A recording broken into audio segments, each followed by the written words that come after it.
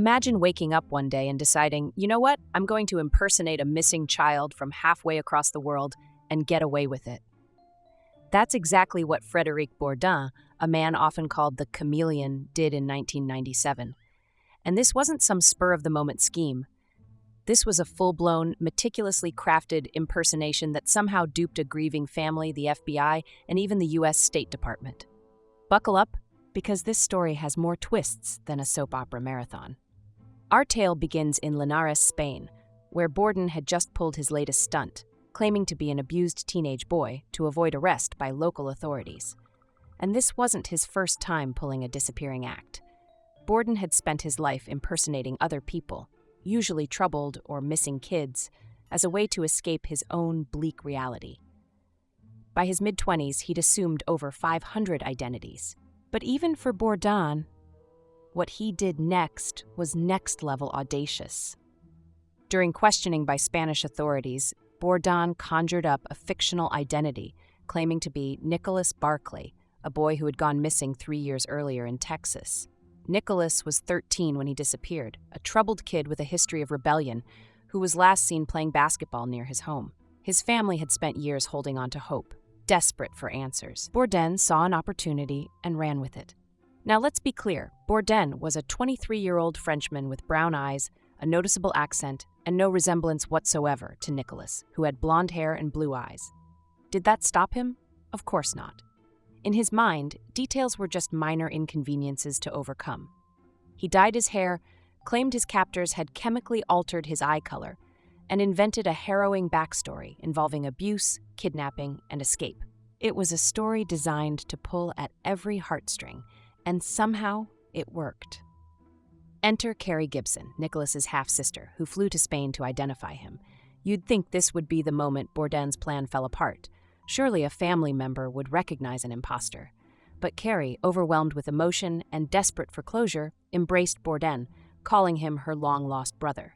It was a masterclass in emotional manipulation, and Bourdin played his role flawlessly. Armed with a U.S. passport issued under Nicholas's name, Bourdin flew to San Antonio, Texas, where the Barclay family welcomed him with open arms. They gave him Nicholas's old room, filled with untouched mementos of a life frozen in time. Bourdin moved in, blending into the family like a puzzle piece that didn't quite fit. But nobody seemed to notice. To sell his story, Bourdin spun a web of lies that was equal parts tragic and outrageous. He claimed his kidnappers had shipped him across Europe, forcing him into a child exploitation ring. He said they'd brainwashed him to forget his family and his Texan roots, which conveniently explained his French accent and vague answers about his past. It was all so over the top you'd think someone would have called him out. And yet, for a while, the family believed him. But not everyone was convinced. Enter Charlie Parker, a no-nonsense private investigator hired by a TV crew documenting the reunion. Parker smelled something fishy from the start. Bourdin's mannerisms, appearance, and behavior didn't add up. For starters, he avoided direct questions about Nicholas's childhood, claiming his trauma had erased his memories. Parker also noticed that Bourdin's ears didn't match Nicholas's photos, a small detail that eventually became a big clue. Meanwhile, the FBI was getting suspicious too. Agent Nancy Fisher wasn't buying Bourdin's story and started digging into his background. DNA testing and fingerprints confirmed what Parker had suspected all along. Bourdin wasn't Nicholas Barclay. He was a fraud, a professional one at that. When confronted, Bourdin did what he always did. He improvised.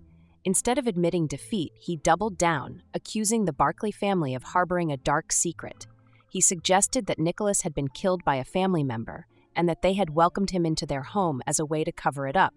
It was a bold accusation, and while it was never proven, it added a layer of mystery and suspicion to an already bizarre case. Bourdin was arrested and charged with passport fraud and perjury. In court, he claimed his actions were driven by a desire for love and belonging, things he'd lacked growing up in France. The judge wasn't moved. Bourdin was sentenced to 6 years in prison, more than twice the usual punishment for his crimes. But did Bourdin learn his lesson? Not even close. After serving his sentence, he returned to Europe and resumed his old tricks, impersonating missing children in France, Spain, and beyond. At one point, he posed as a 15-year-old boy, enrolling in a French high school and fooling classmates and teachers until a TV program exposed him. Today, Frédéric Bourdin claims to have retired from his life of deception. He's married with children and insists he's left his con artist days behind. But his story, the story of the imposter, remains one of the most audacious scams in modern history.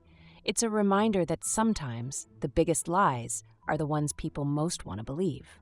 Thanks for watching, and if you're as fascinated by tales like these as we are, make sure to stick around for more.